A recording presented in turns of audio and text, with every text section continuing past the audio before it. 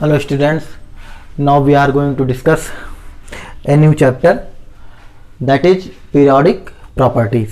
Okay, तो हमने अभी तक एटॉमिक स्ट्रक्चर को कंप्लीट किया है. ठीक है, एटॉमिक स्ट्रक्चर्स के आप क्वेश्चन करिए. अगर मान लीजिए आपको कोई प्रॉब्लम आती है तो आप उसको ग्रुप में या कमेंट में मेंशन कर दीजिए. ठीक है, अब हम लोग शुरू करने जा रहे हैं पीरियोडिक प्रॉपर्टीज. जैसा कि हमको पता है कि पहले जब हम पढ़ते थे इस चैप्टर को तो उसमें पहले मेंडलीव्स लॉ आते थे, डोविनियर्स लॉ, ट्रायड लॉ और ये क्या नाम आपका न्यूलैंड्स ऑक्टेव रूल, ये सारे रूल्स हम पढ़ते थे. लेकिन इस बार 2020 और 11 के बैच में कुछ टॉपिक्स को रिमूव कर दिया गया है. ठीक है, तो शुरू किया गया है मॉडर्न पीरियोडिक लॉ से. ठीक है, तो हम लोग आज थोड़ा बहुत जो प्रीवियस का इंट्रोडक्शन पार्ट है उसको हम कंप्लीट करेंगे. ठीक है, आज हम कुल मिला के इंट्रोडक्शन पार्ट होने वाला है. ठीक है, इंट्रोडक्शन के बाद हम लोग स्टार्ट करेंगे अगले वीडियो से जो हमारे सिलेबस में. ठीक है, आज इंट्रोडक्शन है, आज बहुत ज़रूरी टॉपिक है.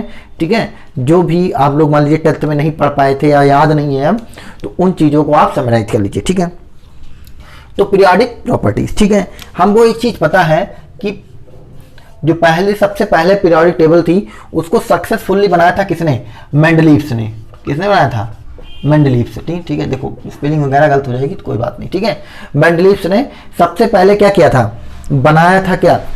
Periodic table. ठीक है, और उन्होंने क्या किया था? उन्होंने कुछ एलिमेंट्स की क्या की थी? कुछ एलिमेंट्स की क्या की थी? भविष्यवाणी कर दी थी. ठीक है, मतलब प्रेडिक्ट कर दिया था पहले से ही. क्या प्रेडिक्ट कर दिया था? कि कुछ एलिमेंट्स जब यह खोजे जाएंगे तो उनको उसी स्थान पर क्या किया जाएगा? रखा जाएगा. ठीक है, तो जैसे उन्होंने एल्युमिनियम को प्रेडिक्ट किया था, सॉरी गैलियम को प्रेडिक्ट किया था. ठीक है, तो गैलियम को अब जैसे ग्रुप में 13th ग्रुप में क्या है? बोरान है, एल्युमिनियम है, गैलियम है, इंडियम है, थैलियम है. ठीक है, फिर उसके बाद कार्बन है, सिलिकॉन है, जर्मेनियम है, टिन है और क्या है? लेड है. उसके बाद क्या है? नाइट्रोजन है, फास्फोरस है, आर्सेनिक है, एंटीमनी है और क्या है? बिस्मथ. आप लोग इसको याद करना पड़ेगा, कम से कम एस और पी ब्लॉक तो आपको अच्छे से याद होना चाहिए. ठीक है, उसके बाद क्या था हमारा? नाइट्रोजन के बाद carbon, nitrogen, oxygen, sulphur, selenium, tellurium और पोलोनियम. ठीक है, तो उन्होंने गैलियम और जर्मेनियम को क्या किया था? पहले से ही प्रिडिक्ट कर दिया था. इसका नाम रखा था एका एल्युमिनियम. बात समझे? जो गैलियम आज के समय में हम जानते हैं उसका मेंडलीव से नाम क्या रखा था? एका एल्युमिनियम. और कार्बन, सिलिकॉन, जर्मेनियम का नाम रख दिया था एका सिलिकॉन. आप समझ में आ रहा है ना कि मतलब पहले से ही उन्होंने क्या किया था? प्रिडिक्ट कर दिया था क्या? कि ये जब एलिमेंट खोजे जाएंगे तो उनका प्लेस क्या होगा? यहीं पर होगा. ठीक है, ये सब हम क्लास 10 में पढ़ चुके हैं, लेकिन आज इंट्रोडक्शन पार्ट है तो इंट्रोडक्शन में इसको अच्छे से समझ लेते थे. अब मेंडलीव्स का पीरियोडिक लॉ क्या कहता था? Periodic law of Mendeleev. ठीक है, क्या कहता है? कहता है कि जो एलिमेंट्स की प्रॉपर्टीज हैं, जो एलिमेंट्स की क्या है? प्रॉपर्टीज हैं. ठीक है, वो उसके एटॉमिक वेट पर क्या करती हैं? डिपेंड करती हैं. डिपेंड्स ऑन कहाँ? Atomic weight. बात समझे नहीं? जैसे जैसे एटॉमिक वेट्स में क्या हो जाएगा? चेंजेज आएगा, वैसे वैसे उसकी मतलब उस एलिमेंट की क्या होगी? केमिकल और फिजिकल प्रॉपर्टीज में क्या होगा? चेंजेज आएगा. ठीक है, ये सारी चीजें हमने समझ ली कि एका एल्युमिनियम, एका सिलिकॉन से प्रेडिक्ट किया था. मेंडलीव्स लॉ क्या कहता था? कि किसी एलिमेंट की क्या होती है? केमिकल और फिजिकल प्रॉपर्टीज उसके एटॉमिक वेट की क्या होती है? पर डिपेंड करती है. ठीक है, आगे देखते हैं. देखो, अच्छा, अगर हम लोग क्या देखें, अगर हम लोग वो देखें पीरियोडिक टेबल, तो इधर आता है एस ब्लॉक. ठीक है, एस में कितने ब्लॉक होते हैं? 2. एस में कितने ब्लॉक होते हैं? 2. ठीक है, उसके बाद 10 आता है डी ब्लॉक में. 10 क्या आता है? डी ब्लॉक में. और उसके बाद ये आता है पी ब्लॉक, उसके बाद ये क्या है, पी ब्लॉक, ठीक है, एस ब्लॉक, डी ब्लॉक, ठीक है, और ये क्या है, पी ब्लॉक, ठीक है, बात समझ में आ रही ना। और नीचे होता है हमारा क्या, एफ ब्लॉक, नीचे हमारा क्या होता है, एफ ब्लॉक, ठीक है, हो गया। ये एस ब्लॉक है, बीच में डी ब्लॉक, इधर पी ब्लॉक, इधर क्या है, एफ ब्लॉक, जब आप पीरियोडिक टेबल देखेंगे, ठीक है। तो यहां पर क्या है, ठीक है, भरने की जरूरत नहीं है, ठीक है। तो अगर इधर ध्यान से देखा जाए, अच्छा, जो पी ब्लॉक होता है उसको एक नाम से पुकारते हैं जिसे कहते हैं रिप्रेजेंटेटिव एलिमेंट्स। पी ब्लॉक को क्या कहते हैं, रिप्रेजेंटेटिव एलिमेंट्स, ठीक है, ओके। उसके बाद डी ब्लॉक आता है, डी ब्लॉक को क्या कहते हैं, ट्रांजिशन एलिमेंट, डी ब्लॉक को क्या कहते हैं, ट्रांजिशन एलिमेंट। एफ ब्लॉक को क्या कहते हैं, इनर ट्रांजिशन एलिमेंट, ठीक है, मतलब पी ब्लॉक को रिप्रेजेंटेटिव एलिमेंट्स, डी ब्लॉक को ट्रांजिशन एलिमेंट्स और एफ ब्लॉक को inner transition element. S block के दो नाम होते हैं, फर्स्ट ए को कहते हैं, फर्स्ट ए को क्या कहते हैं, फर्स्ट ए को कहते हैं एल्कली मेटल्स, ठीक है, और सेकेंड ए को क्या कहते हैं, सेकेंड ए को कहते हैं alkaline earth metals,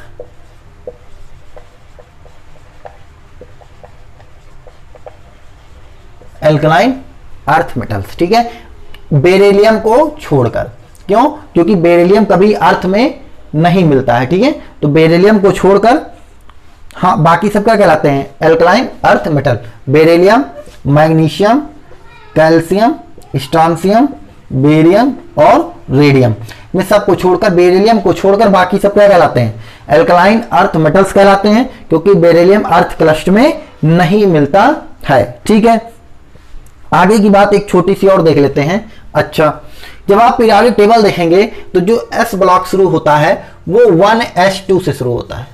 1s1 hydrogen है, 1s2 क्या है, हीलियम, यहां पर रखा होगा 2He4, जब उसका इलेक्ट्रॉनिक कॉन्फ़िगरेशन करेंगे तो क्या आएगा, 1s2 हो गया।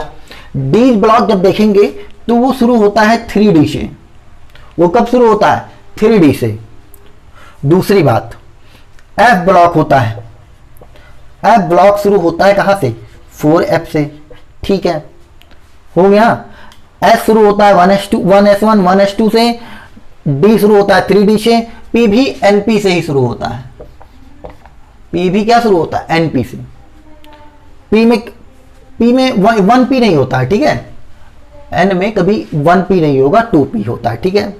आप देखो यहां समझने वाली बात क्या है, समझने वाली बात है, जब आप पीरियोडिक देखो इधर जो इस तरफ अगर हम बढ़ेंगे, हॉरिजॉन्टल लाइन में बढ़ेंगे, तो जब हम हॉरिजॉन्टल लाइन में जाते हैं तो उसे कहते हैं क्या, पीरियड्स। क्या कहते हैं उसको, पीरियड्स। जब हम हॉरिजॉन्टल लाइन में जाते हैं उसे कहते हैं पीरियड्स, और जब वर्टिकल लाइन में जाते हैं तो उसे कहते हैं क्या, ग्रुप्स। उसे क्या कहते हैं, ग्रुप्स। ये इंट्रोडक्शन पार्ट है कि हॉरिजॉन्टल में पीरियड्स और वर्टिकल में ग्रुप्स, ठीक है। Representative elements, transition element, alkaline metals, alkaline earth metal, inner transition elements, ठीक है।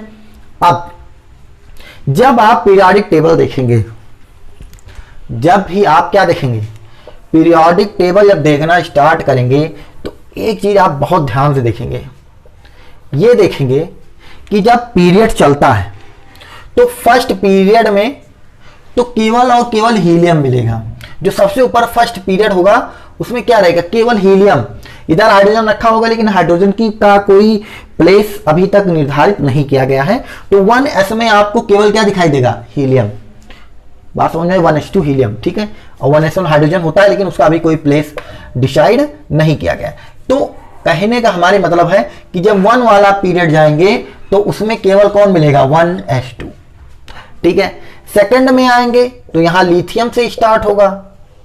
कहां से स्टार्ट होगा, लिथियम से। लिथियम, बेरिलियम, फिर बोरान, कार्बन, नाइट्रोजन, ऑक्सीजन, नियान, और उसके बाद नियान नहीं, फ्लोरीन, फिर उसके बाद नियन। तो सेकंड में क्या होगा, केवल s है और केवल p है, तो मतलब अगर 2s है, सॉरी सेकंड पीरियड है तो क्या होगा 2p, और उसी समय 1s भी होगा। लेकिन 3 में क्या होगा, लिथियम के बाद आएगा सोडियम, लिथियम के बाद थर्ड पीरियड में, ऐसे आप एनसीईआरटी में सामने रख के देखिएगा, 3 में क्या आएगा सोडियम, मैग्नीशियम, फिर एल्युमिनियम, सिलिकॉन, फास्फोरस, सल्फर, ठीक है, और उसके बाद क्या आ जाएगा फास्फोरस, सल्फर, क्लोरीन, और उधर आ जाएगा आर्गन, ठीक है।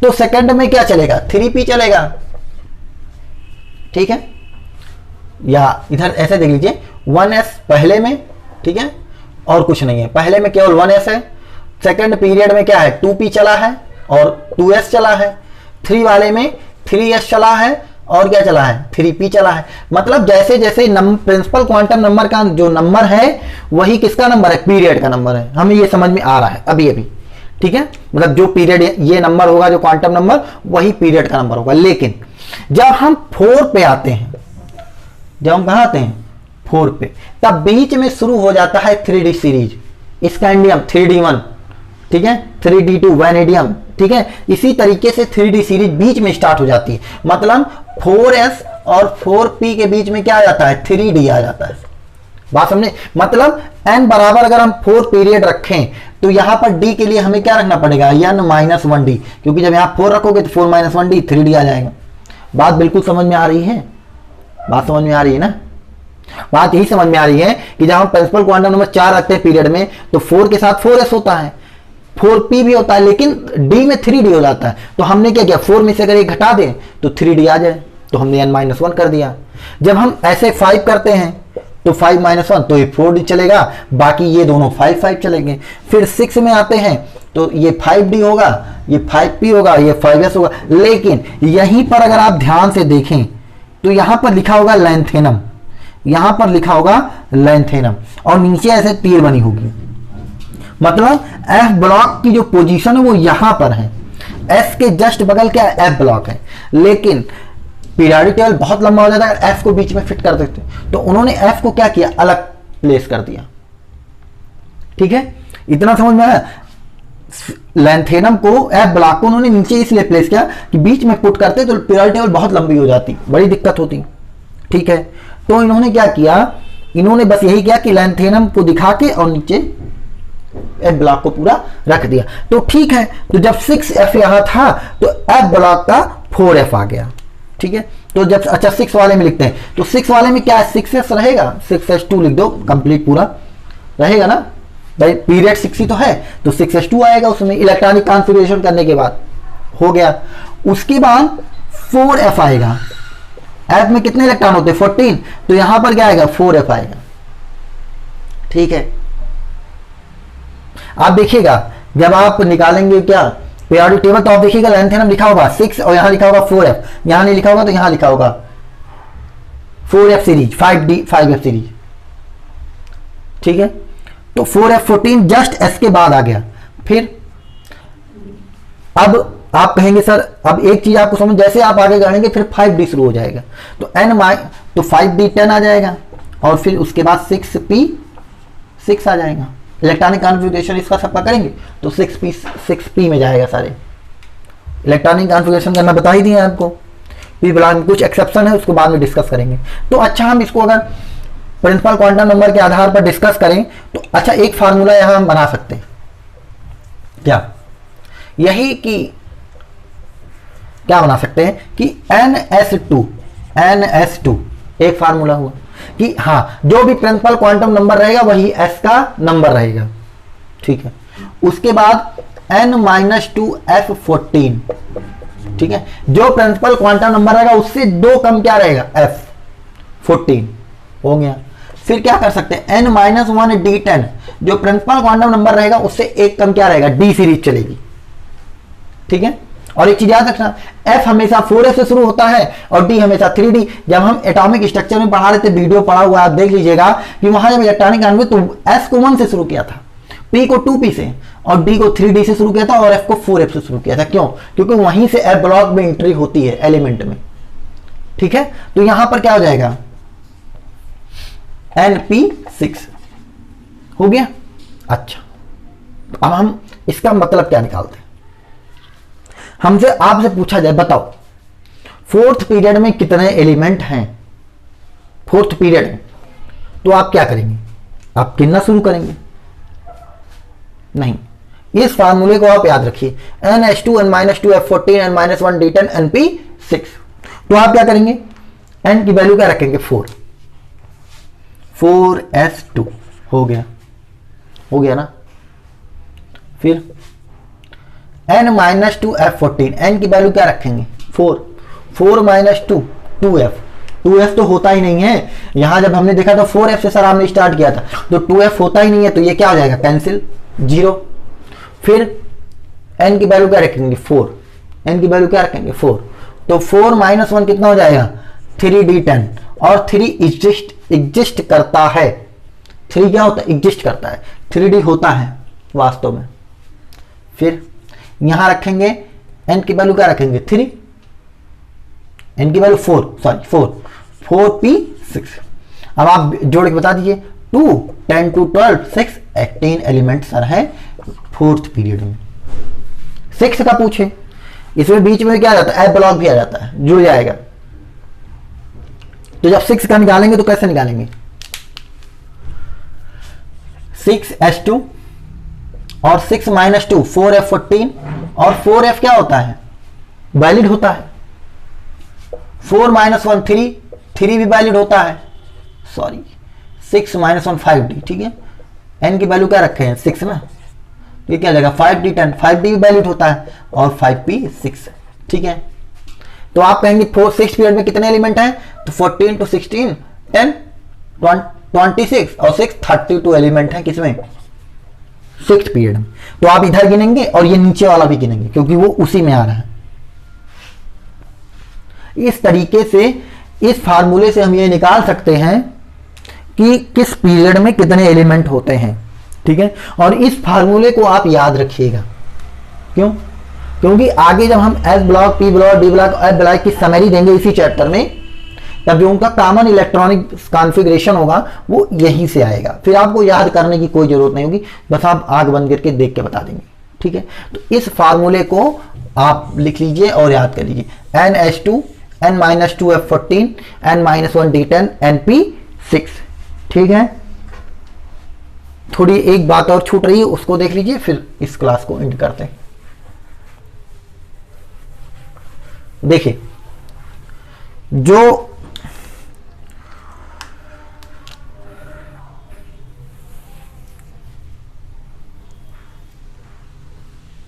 ठीक है, जो नाइट्रोजन फैमिली है, जो क्या है?